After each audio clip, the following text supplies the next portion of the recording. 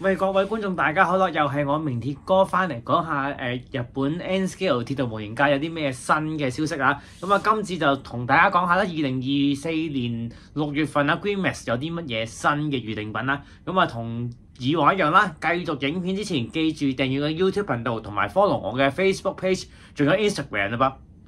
嗱 Greenmax 啊，不嬲都中意啊，月中甚至月底先Tomix 即係出完 poster 之後，佢先至掉啲資料出嚟俾大家預訂嘅。咁但係咧上個月就因為配合翻靜岡模型展咧，就變咗月頭出 poster 啦。今個月可能即係食過翻尋味，即係覺得月頭出 poster 有着數喎，即係變咗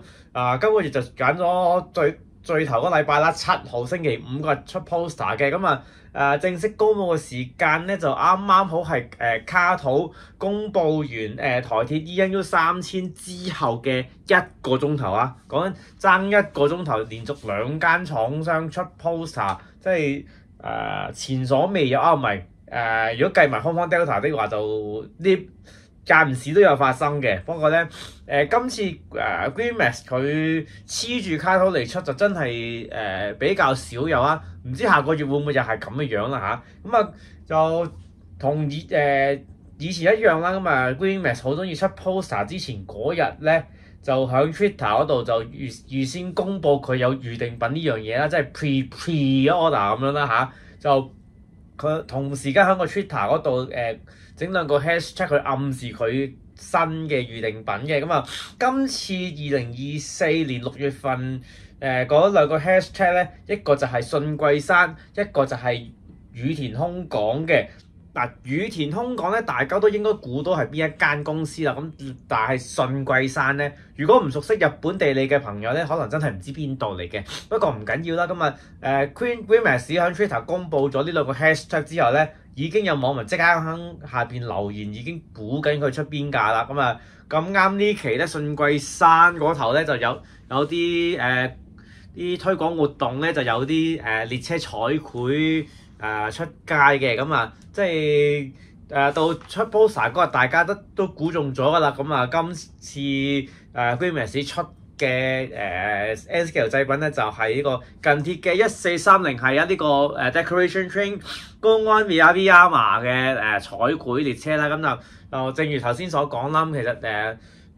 信貴山嗰邊就啲地方團體就有啲旅遊觀光嗰啲推廣活動嘅。其中一環就係揾其中一架近鐵列車就上咗呢個咁嘅彩繪。同其他全車身彩繪嗰啲有少少唔同啦。佢就淨係喺個車窗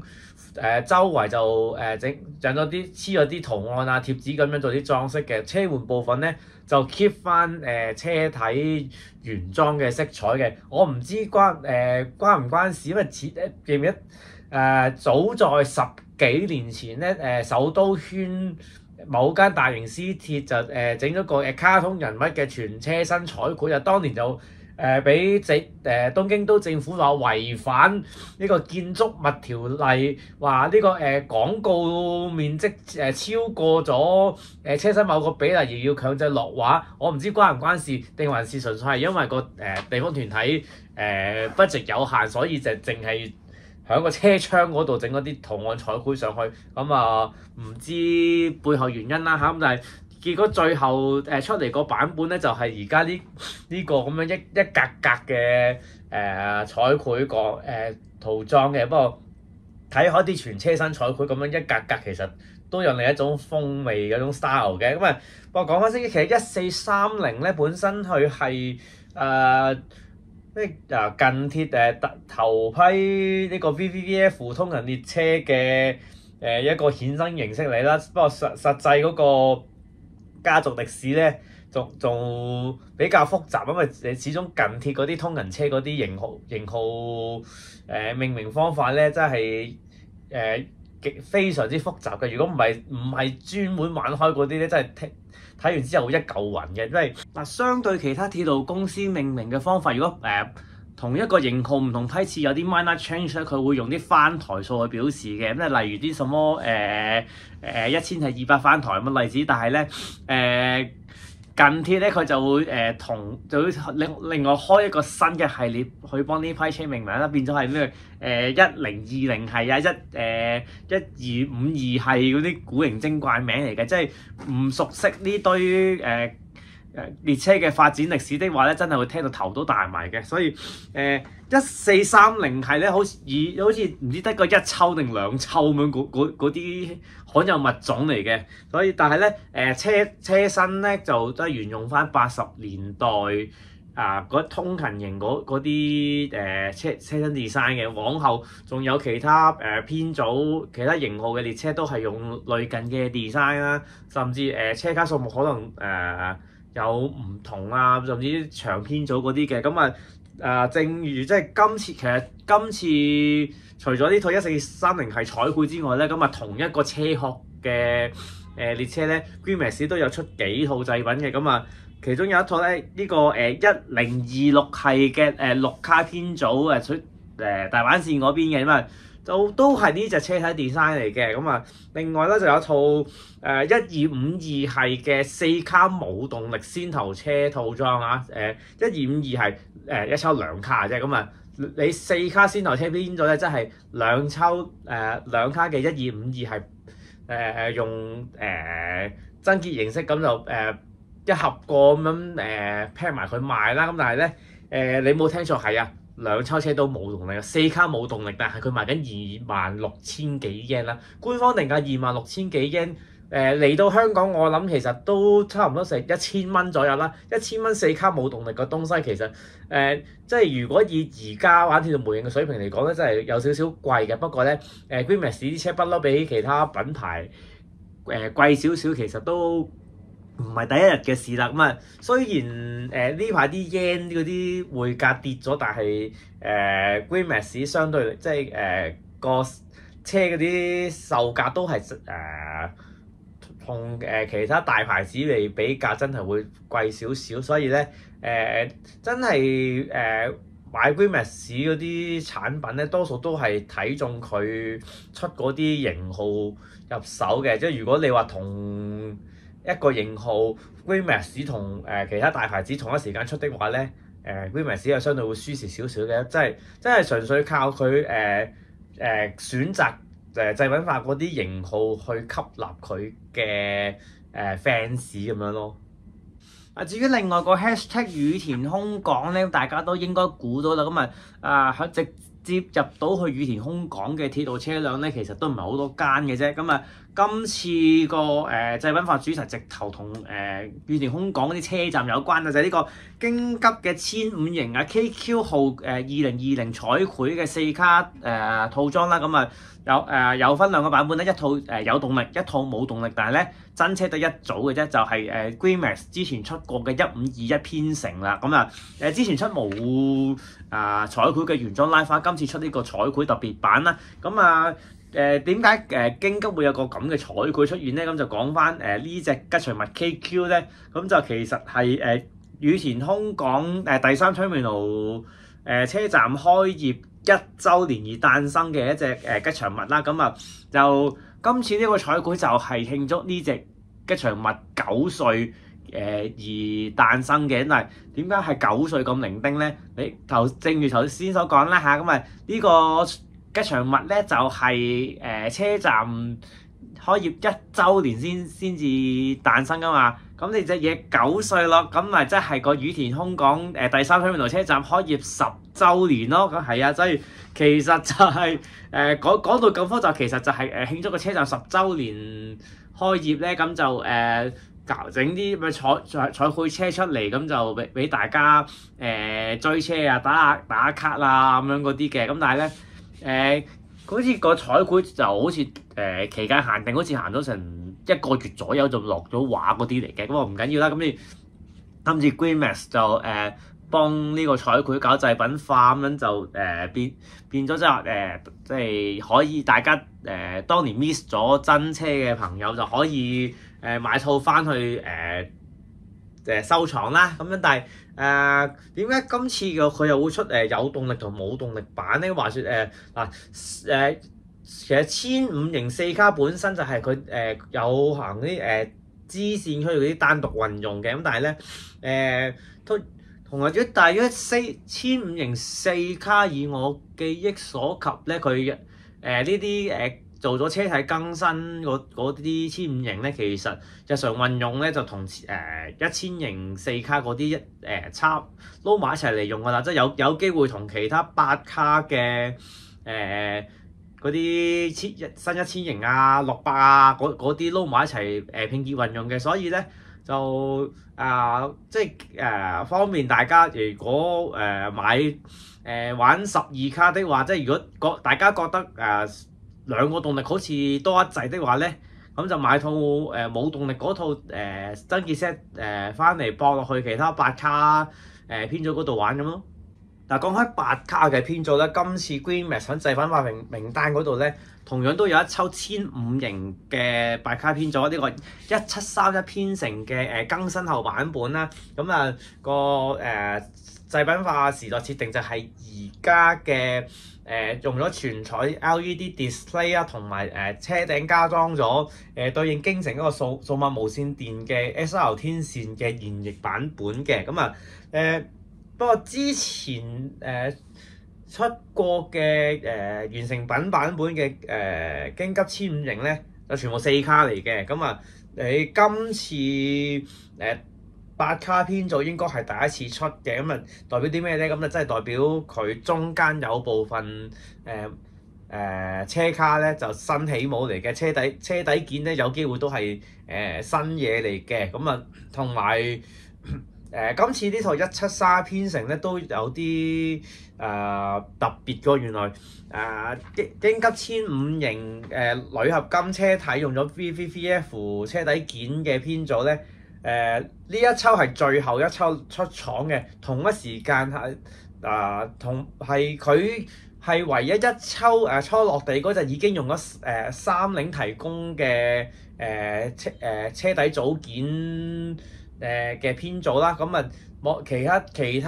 鋁合金車底編組咧，當年就用東芝嘅零件居多嘅，就算而家係轉咗用30嗰啲咧，都係其實喺更新嗰陣時先至再轉嘅啫。所以呢一抽車當年落地嗰陣時，佢原生用30組件的話，其實代表啲咩？GreenMax 可能又喺車底件嗰度又做嗰啲手腳，又整緊啲新模出嚟。哇！真係你雖然話近期GreenMax 開發部應該俾嗰抽東急3000型咧搞到手忙腳亂一頭煙咁樣，全部精力去晒嗰邊。但係咧你今次 GreenMax 難得地下響啲新產品度加咗啲新模落去，我係咪要拍手掌啊？多謝支持啊！除咗頭先套173編成之外咧，今次 GreenMax 都有新嘅京急8卡嘅電車搞製品化。呢一抽就比頭先173就出名更加多嘅呢個藍色嘅2100型KQ Boost Skytrain 現役版本啦。就經過一輪翻新更新工程之後咧，就同初落地嗰樣又唔同咗啦。現役版本咧路線牌同埋車頂天線嗰啲處理手法咧，就同頭先嘅1731編成一樣啦，都係全彩 LED display 再加埋對應京城信號系統嘅呢個 SR 天線啦。另外車底件咧就已經係換咗係日本自家製嘅產品啦。另外佢今次 GreenMax 亦都有update 到嗰張貼紙，同埋跟咗一份刮貼嘅。就方便大家就整翻啲額外嘅 logo 標記上去嘅。包括啦，對應幕門之後追加嘅嗰個車身編號啦。跟住如果京急嗰啲車本身嗰個車卡編號都係響個車身中間即係底部位置，你裝咗幕門之後就睇唔到啊嘛。所以裝咗後期京急咧就響個車門側邊個位置咧就黐多一個車卡編號上去嘅。就今次 GreenMax 就追加咗張嗰啲掛貼啊貼紙嗰啲咧，就俾大家喜好因應自己喜好嘅時代設定咧，就黐翻個車卡編號上去嘅。咁啊，其實咧GreenMax 嘅京急2100咧都好似都比較少搞製品化，其實都有啲人都等咗好耐嘅，尤其是你 GreenMax 出咗有頭牌燈嘅Light Unit 之後咧，真係好似未見過佢搞京急2100嘅製品啦。咁啊，今次終於都有啦嚇。咁啊其實即係唔計 GreenMax 的話，其實你卡土同埋 MA 都有出過2100嘅，不過咧卡土嗰隻咧就係初落地西門子 PPVF 年代嘅產物啦，即係同而家個時代唔同，就基本上就冇得比較嘅。至於 MA 嗰抽咧就即係要都出咗一段日子㗎啦。咁啊搞即係喺二手市場都好似冇乜人放盤，跟住如果依家想買翻藍色嘅京吉2100咧，我諗今次應該都係機會嚟㗎啦。嗱，除咗頭先GreenMax 喺 Twitter 暗示咗嗰堆車之外咧，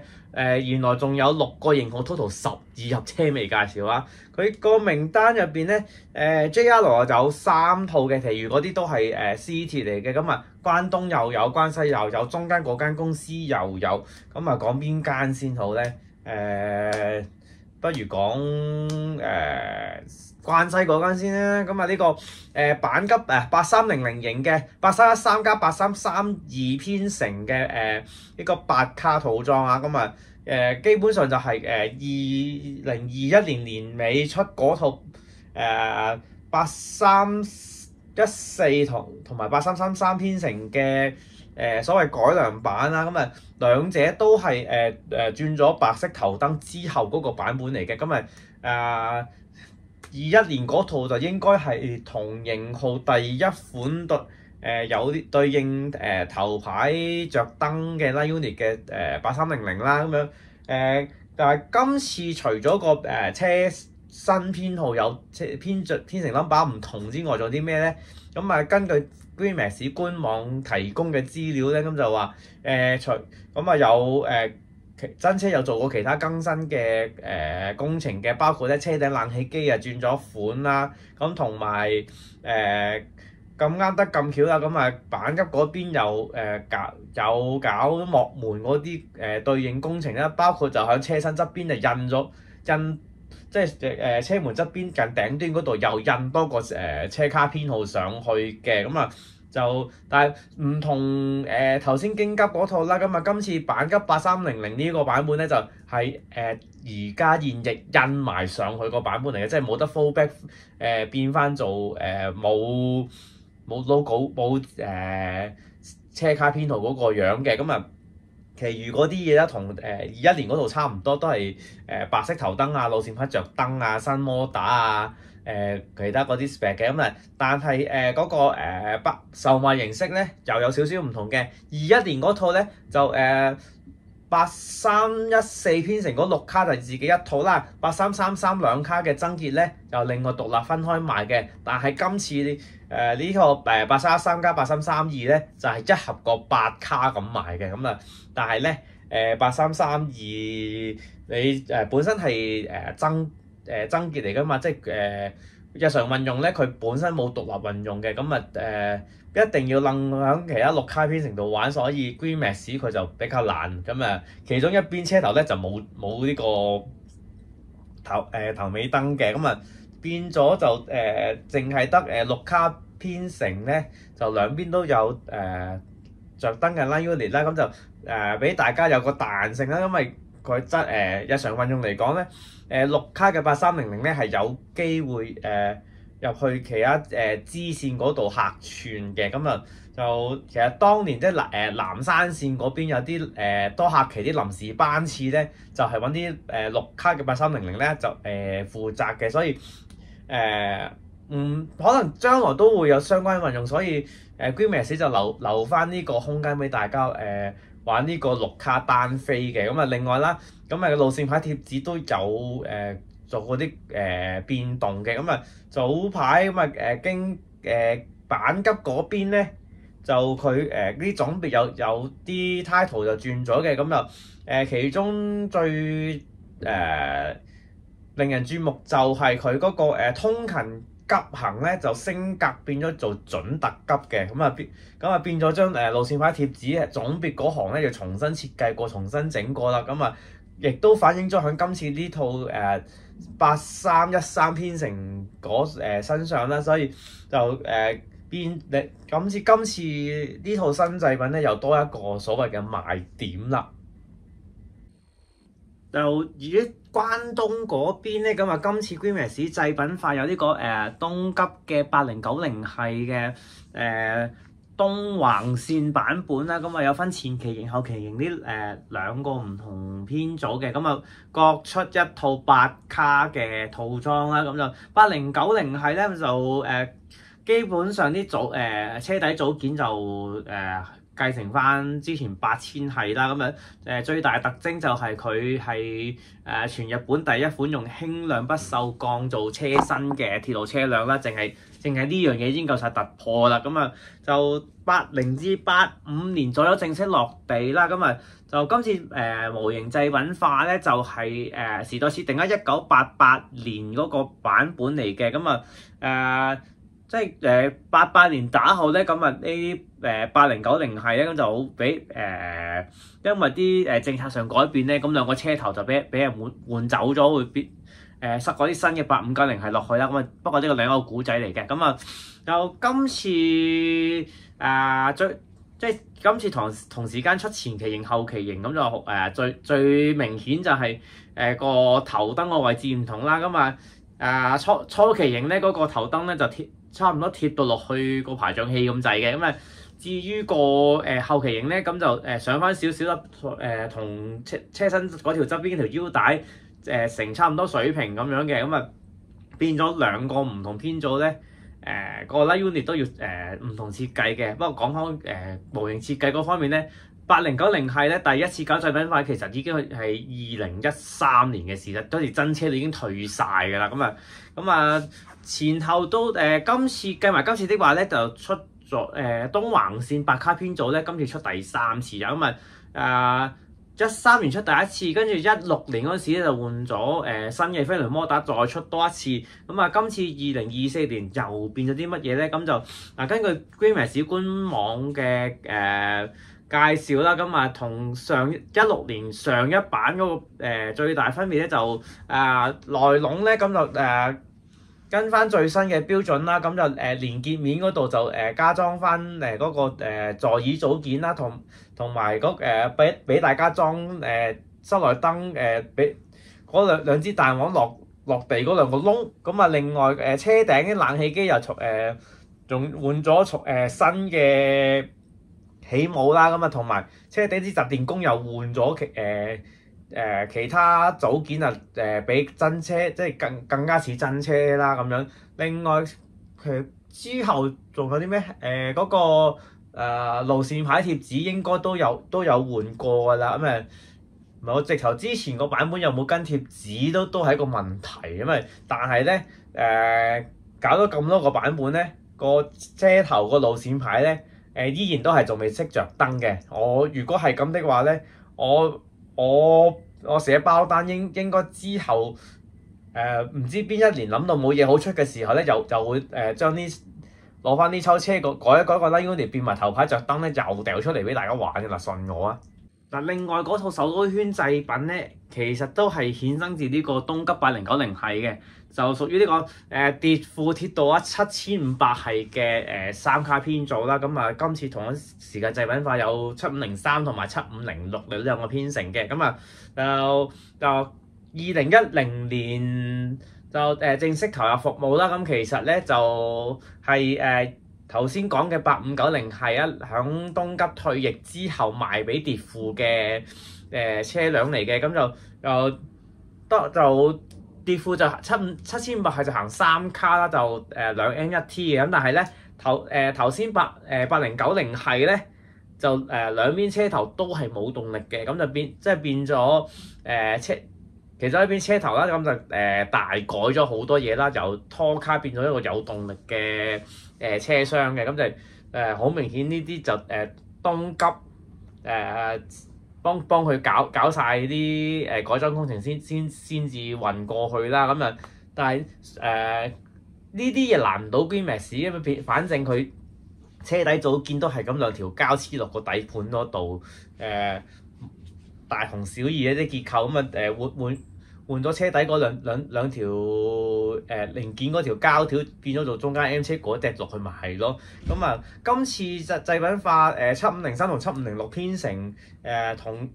一時間兩套車，咁誒都係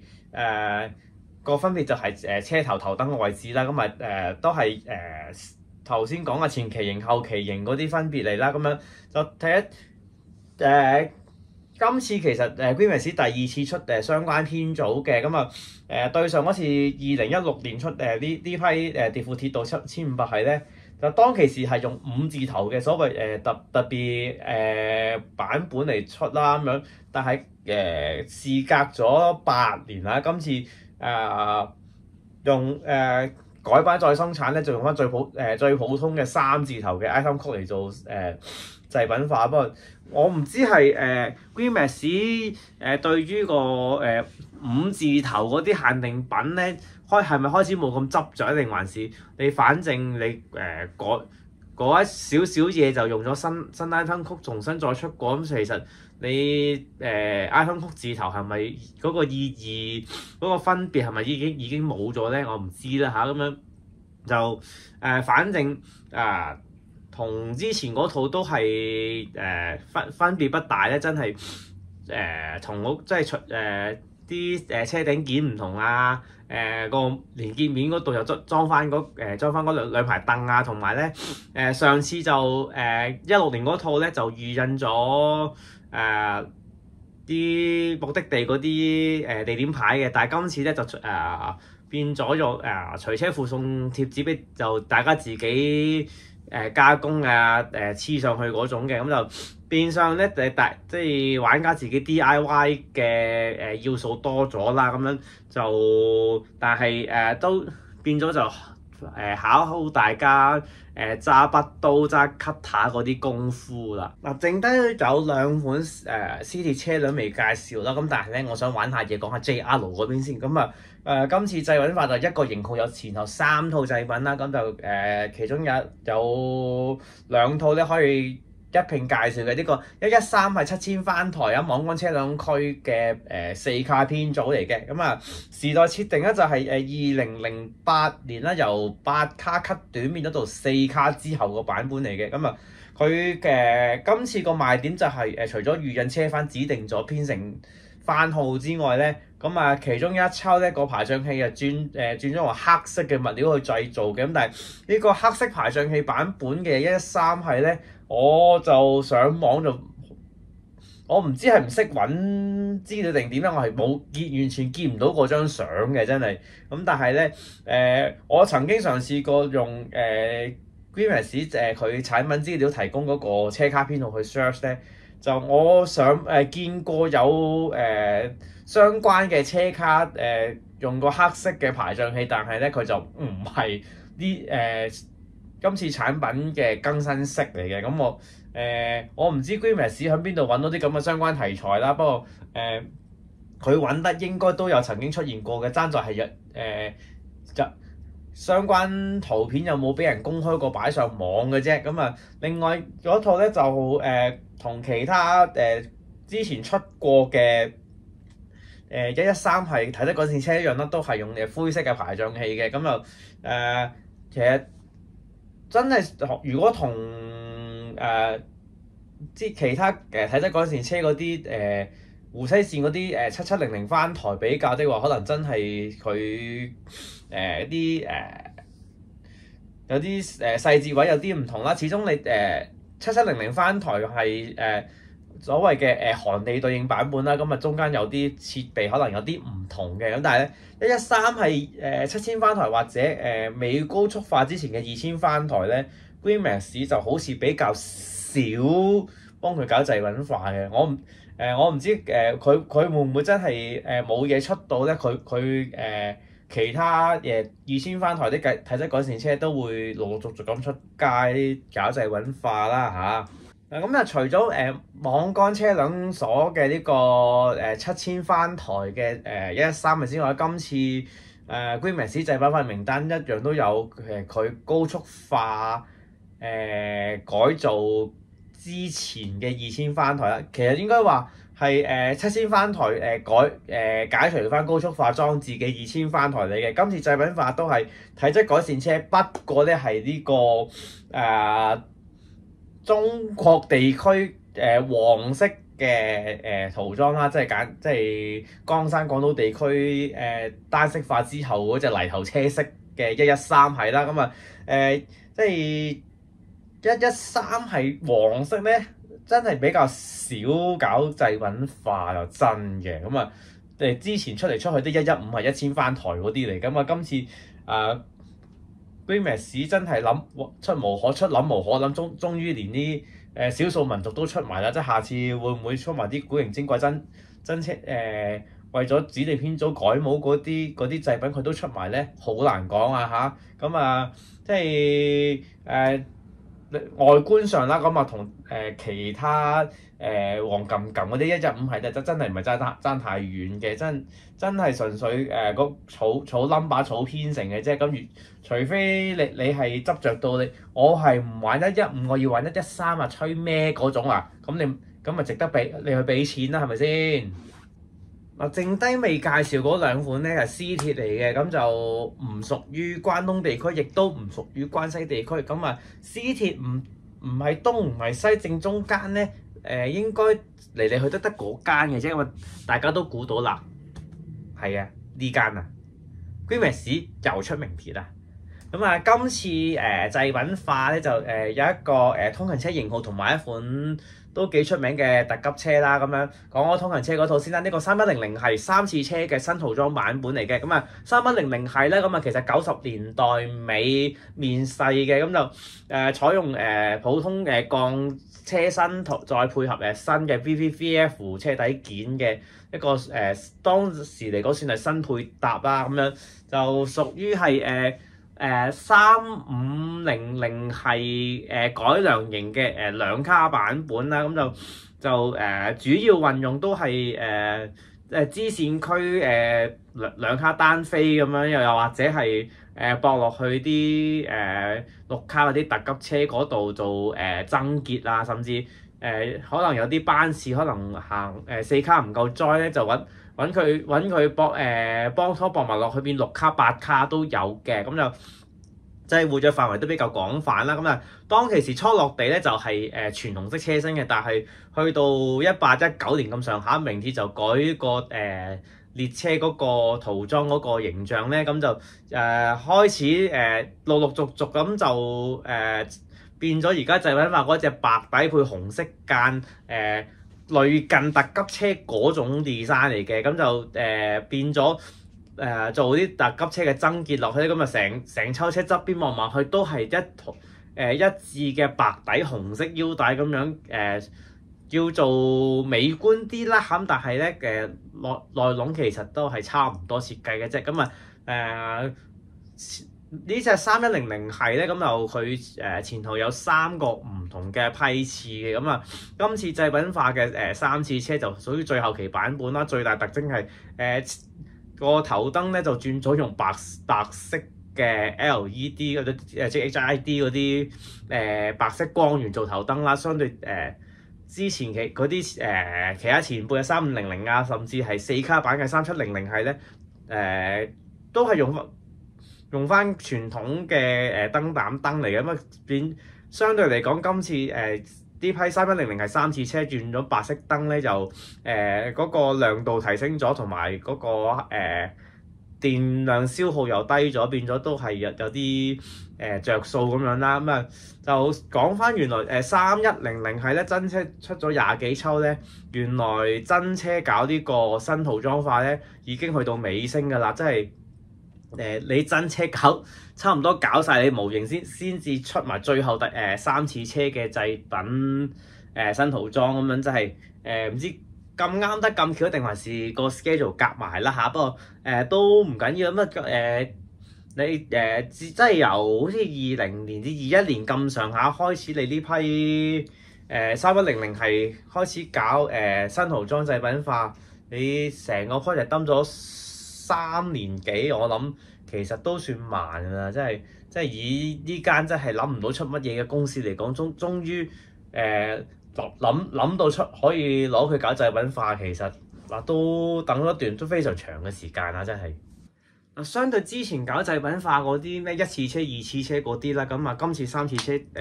新塗裝嘅製品咧，咁就一開波直接就用呢個有頭尾燈嘅同埋標識燈嘅仲有路線牌着燈嗰啲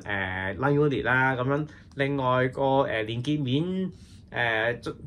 多翻2排燈嗰啲零件，其實已經係 GreenMax 最新嘅標準嚟㗎啦。咁另外啲路線牌貼紙啊、優先座席嗰啲基本配備嚟嘅，仲要用翻新嗰隻透明物料嚟做咧。咁其實佢即係可以再進化嘅空間應該唔太多嘅，所以其實真係有即係都算係最終版本的話，其實真係入手，我覺得係呢個時間差唔多㗎啦。至於今日最後一款要介紹嘅車種咧，都係名鐵嚟嘅，不過咧你見我擺到最後講嘅話，應該地位都非同凡響㗎啦，就係呢個1000系 Panorama Super 全車特別車嘅標識燈着燈版本啦。呢個1000系 Panorama Super 即係邊款咧？係啊，呢個1002係特急啦，即個展望席先頭車未更新之前個樣啊，亦都係當年某隻電玩遊戲嘅 cover image 嚟嘅。咁即係響90年代啦，即係日本泡沫經濟最膨脹嘅時候落地嘅呢款特急電車啦。咁其中一個賣點就係頭卡前半部分咧係要上幾級樓梯上去，咁有個超級即係視野廣闊嘅展望席嚟嘅。咁同埋咧呢款1000系全車特別車咧，一抽4卡全部都係指定席啊。另外你要俾多300幾yen呢個指定席附加費先可以坐嘅。就即係基本上除咗7000系呢隻Panorama卡之外咧，名鐵最出名都算係佢㗎啦。去到之後即係好多啲關於名鐵嗰啲告示牌嗰啲 icon 咧，如果唔係7000系的話，多數都係呢款1000系 Panorama Super 㗎啦。如果唔計後期 split 開咗兩邊變咗一部特別車嗰啲版本的話咧，咁就GreenMax 咁就幫呢隻 Panorama Super 全車特別車咧前後出過4次製品嘅。07年嗰陣時起冇啦，咁就但係當其時用緊最唔掂嗰隻雙摩打嗰隻動力 unit 嘅。另外就好似13定17年出過一次，跟住早幾年又出過一次四卡全車特別車。今次2024年咧又再出多一次啦。今次有啲乜嘢唔同咗咧？個車頭嗰個 light unit 咧就終於肯幫佢搞呢個標識燈着燈啦。即係一直以嚟啦，名鐵1000系咧嗰個 light unit 就比較奇怪嘅。佢嗰個light unit 咧淨係得頭燈同埋尾燈。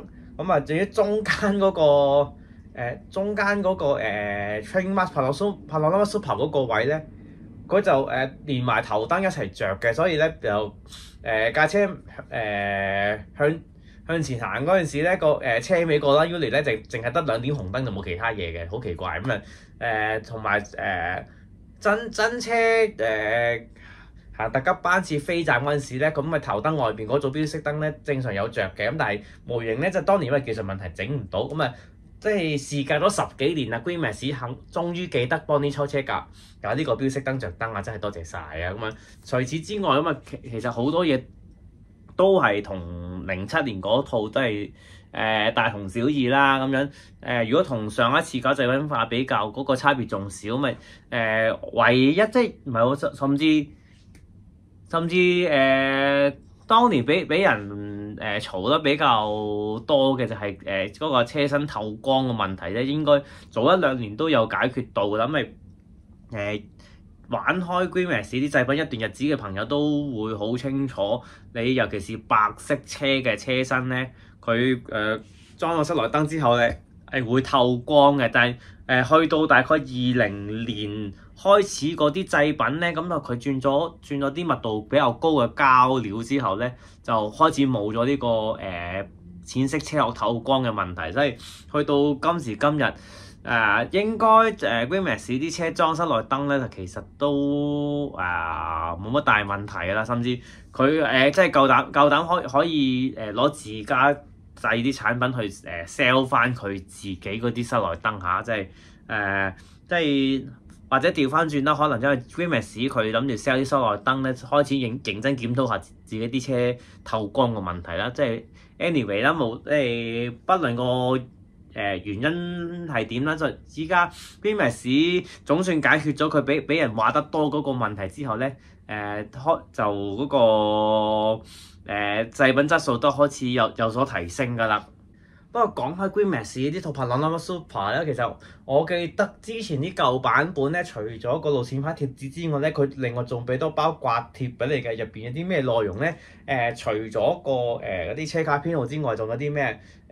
名鐵 M 字嗰個公司 logo 啦，另外仲有啲咩特別車嗰啲標記嘅。當年咧呢啲標記係要自己刮上去嘅，但係今次新呢套咧就原廠已經印晒全部嘢啦，咁就即係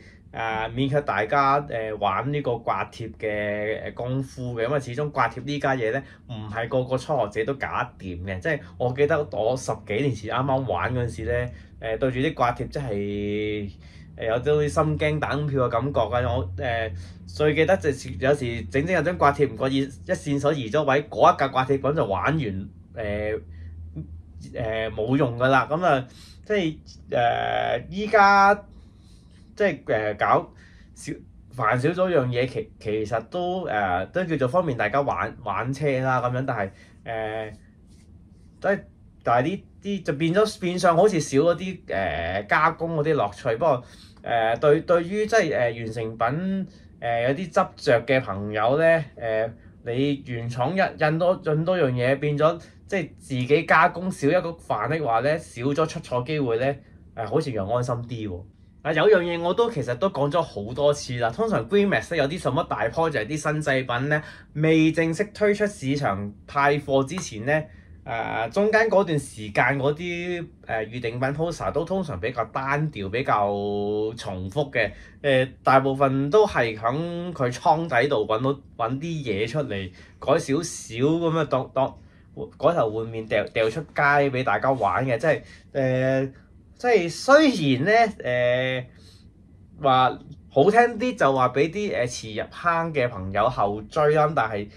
好似我哋呢啲玩咗一段日子嘅玩家，通常都有一個 comment 就係又係呢啲啊，有冇啲新意啊嗰啲咯咁樣，但係即係 Green Max 真係當即係佢嗰個資料庫嗰度有咁多款絲鐵製品咧，即係要出都要啲時間嘅，就算你翻兜咁多嘢，都要有一輪先至出得晒㗎，咪先？所以但係咧今次呢張 poster，我眼見啊，真係你話要有邊款買得落手咧？明鐵1000系Panorama Super 咧，我已經有幾抽喺屋企㗎啦。咁啊3100係咧，我本身已經有2-3抽喺度，所以其實都你問我買係咪又再買名鐵咧？我又未必嘅。咁啊，至於佢今次主打嘅信貴山彩繪啊、羽田空港 KQ 彩繪嗰啲咧嗱，我個人嚟講興趣麻麻地，但係我始終彩繪列車，尤其是同首都圈相關嗰啲型號咧，都有啲 fans 嘅，咁啊總會有啲追捧嘅捧場客啦，咁樣就會加埋其實京急2100 Blue Sky Train 其實你講話用咗日本車底件之後個更新版咧，就真係冇乜點搞過製品化嘅，所以咧今次佢喺製品化名單度，我都有少少意外咁啊亦都可以擺落個 watching list 嗰度，可以留意一下咁樣啦。如果真係俾我揀今個月Greenmax 值得推介嘅產品咧，我真係會揀套京急 Blue Sky Train 嘅。咁其他嗰啲就即係等大家財力上有充裕空間先至再決定啦。咁樣Greenmax 我咪講到呢度啦。咁我應該搞完呢度之後，我就要翻屋企搞埋Thomas 嗰啲製品嗰啲資料